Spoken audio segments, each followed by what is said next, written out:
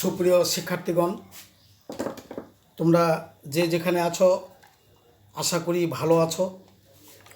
তোমাদের সকলের প্রতি দোয়া ও আশীর্বাদ থাকলো। আজকে তোমাদের সামনে যে বিষয়টা এখন আলোচনা করব, এর আগে আমি রিডক্স টাইট্রেশনের আয়োডোমিতি সেটা একটা পরীক্ষা দিয়ে আমি বোঝানোর চেষ্টা করেছি। আজকে ওই আয়োডোমিতিতে রাসায়নিক বিক্রিয়াটা সংগঠিত হয়। এই রাসায়নিক বিক্রিয়াটা মূলত খুবই গুরুত্বপূর্ণ। আমি যদিও সেই এক্সপেরিমেন্টে, সেই পরীক্ষায় সমস্যাটাতে সেখানে দেখিয়েছিলাম, কিন্তু আজকে পৃথকভাবে এই আয়োডোমিতির এই সংগঠিত রাসায়নিক বিক্রিয়াটা করব, অর্থাৎ আয়োডোমেট্রি।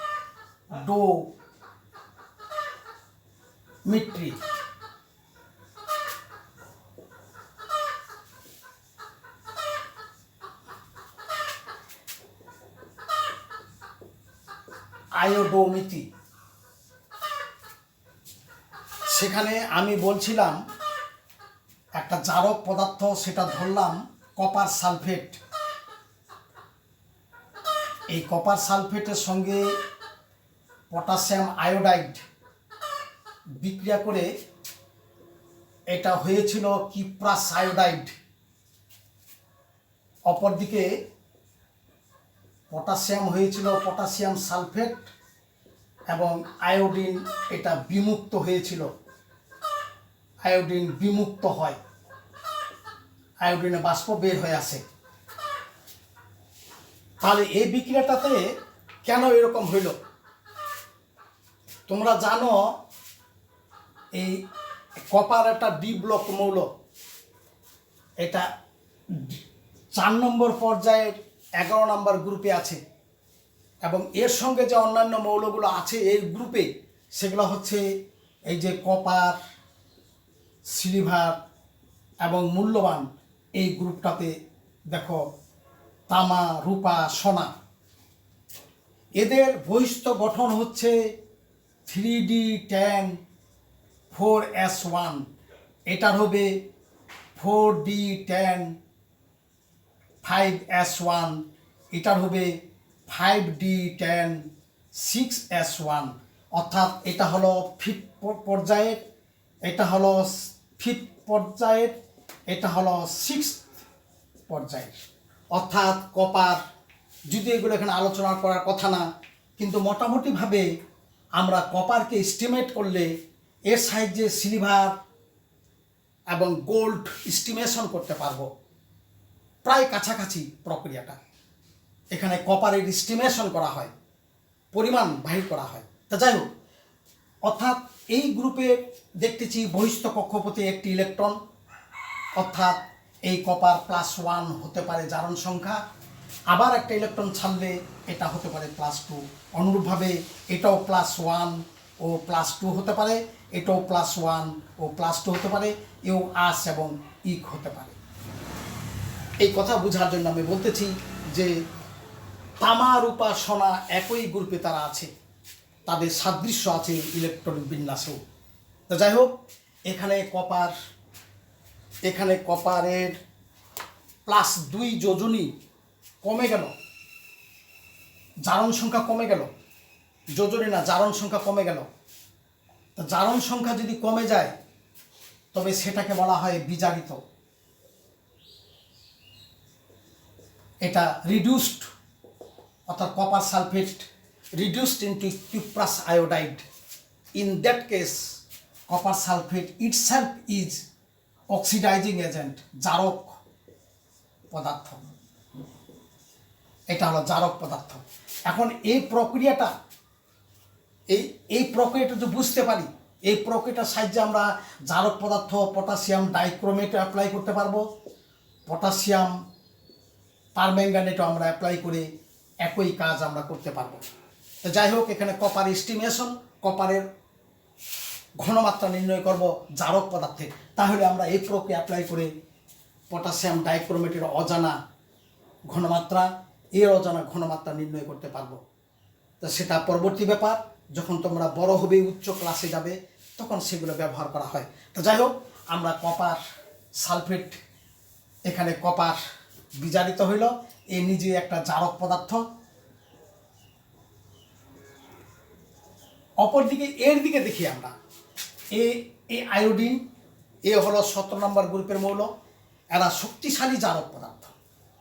ফ্লোরিন, ক্লোরিন, ব্রোমিন, আয়োডিন, এস্টিটাইন, এবং এদের মধ্যে আবার ভৌত অবস্থার বিরাট একটা পার্থক্য আছে। আয়োডিন স্বাভাবিক অবস্থায় কঠিন, তাপ দিলে তরল না হয়ে বাষ্প ঊর্ধ্বপাতিত হয়। ব্রোমিন স্বাভাবিক অবস্থায় তরল, ক্লোরিন স্বাভাবিক অবস্থায় গ্যাস, ক্লোরিন স্বাভাবিক অবস্থায় গ্যাস, ফ্লোরিন স্বাভাবিক অবস্থায় গ্যাস। অথচ তারা 17 নম্বর গ্রুপের মৌল এবং তাদের বহিষ্ঠ কক্ষপথে 60টি ইলেকট্রন আছে। এরা সবাই শক্তিশালী জারক পদার্থ। কারণ এই যে আয়োডাইড থেকে এই জারণ সংখ্যা বৃদ্ধি পাইল, তাহলে এখানে আয়োডাইড থেকে যে আয়োডিন হইল, এ জারিত হইল, iodide itself oxidised into iodine, এবং এ নিজে হইল বিজারক পদার্থ। বিজারক পদার্থ itself oxidized and oxidized agent itself reduced। তো যাই হোক, এখন এই যে বিমুক্ত আয়োডিন, এটাও পড়ে থাকবে তরল, এটাও লবণ, এই দ্রবণের মধ্যে পড়ে থাকবে, কিন্তু আয়োডিন বের হওয়ার চেষ্টা করবে। তখন এই আয়োডিনকে কন্ট্রোল করা হয়, এই বিমুক্ত আয়োডিনকে কন্ট্রোল করা হয়। এই আয়োডিনকে করে দেওয়া হয় আয়োডাইড। কেমন করে করা হয়? এর সঙ্গে বিক্রিয়া করতে হয় সোডিয়াম থায়োসালফেট। বিক্রিয়া করলে এর 2 অণু, এটা হয়ে যাবে সোডিয়াম টেট্রাথায়োনেট।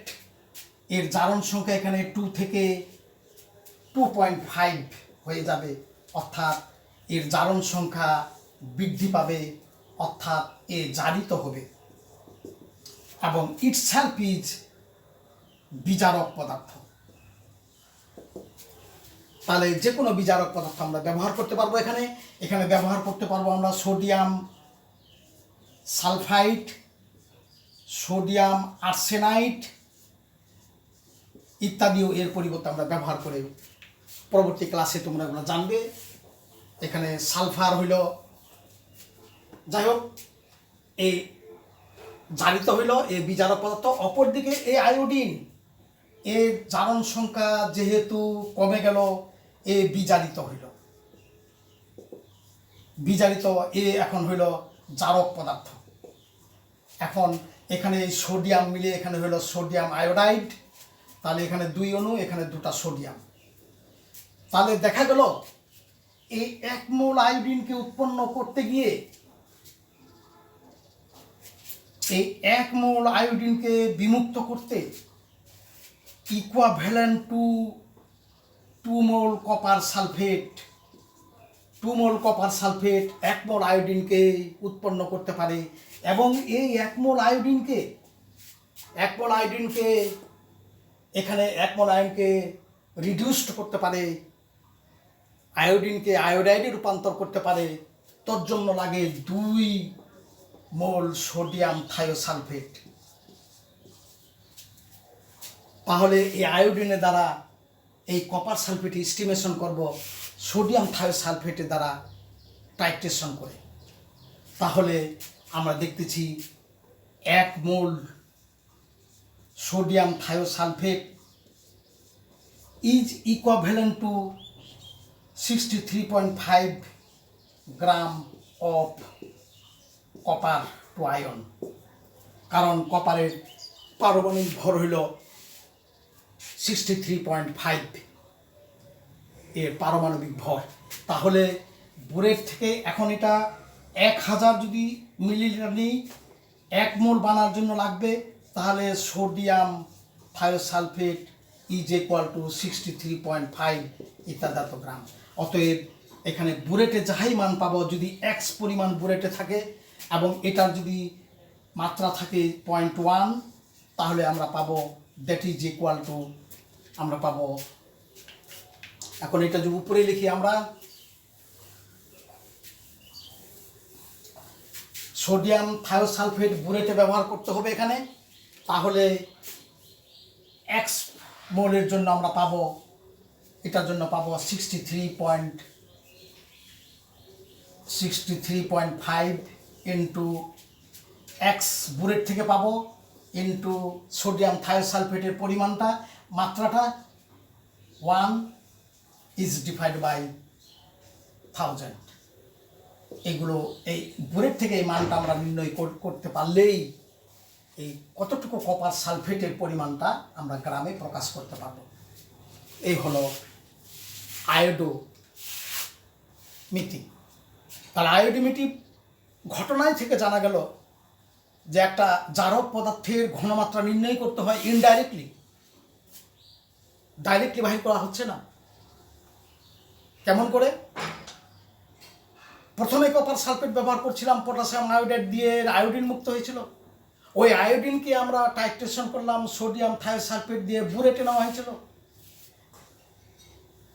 কতটুকু লাগলো আয়োডিনকে বিমুক্ত করতে, তার পরিমাণ দিয়ে ওই কপার সালফেটের সঙ্গে তুলনা করে কপারের পরিমাণ অর্থাৎ ওই বিজারক পদার্থের ঘনমাত্রা বা তার পরিমাণটা আমরা নির্ণয় করলাম।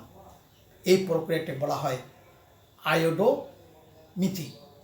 আয়োডোমিতি সাহায্যে কোনো জারক পদার্থের ঘনমাত্রা নির্ণয় করা হয় আয়োডিনের উৎপন্ন আয়োডিনের টাইট্রেশন বিজারক পদার্থের মাধ্যমে টাইট্রেশন করে। এখানে সোডিয়াম থায়োসালফেট সেকেন্ডারি স্ট্যান্ডার্ড পদার্থ, অর্থাৎ এর মাত্রা রাখা যায় না। যদিও সোডিয়াম থায়োসালফেট বিশুদ্ধ অবস্থায় পাওয়া যায়, তবু এর দ্রবণ ক্ষণস্থায়ী, এই জন্য সেকেন্ডারি।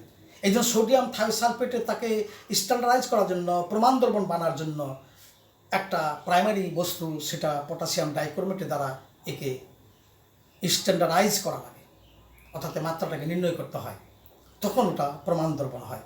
যাই হোক, সেটা অন্য প্রসঙ্গ, অন্য কোনো আলোচনায় সেটা করব। এই গেল আয়োডোমিতির রাসায়নিক বিক্রিয়া। এই রাসায়নিক বিক্রিয়ার সাহায্যে আমরা আয়োডোমিতি সংজ্ঞাটা এবং বিক্রিয়াটা দুটাকে তালি রাখে আমরা মনে রাখতে পারবো। কারণ আয়োডোমিতি আসে ঢুকতেছে, কিন্তু আয়োডিমিতিতে আয়োডোমিতি যাচ্ছে না, আয়োডোমিতিতে আয়োডিমিতি যাচ্ছে।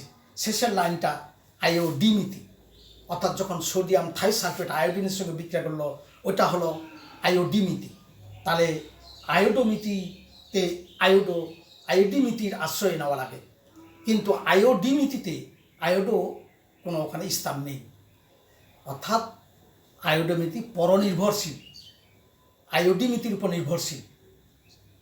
এই গেল আয়োডোমিতি সম্পর্কে আলোচনা। তোমাদের সকলকে ধন্যবাদ।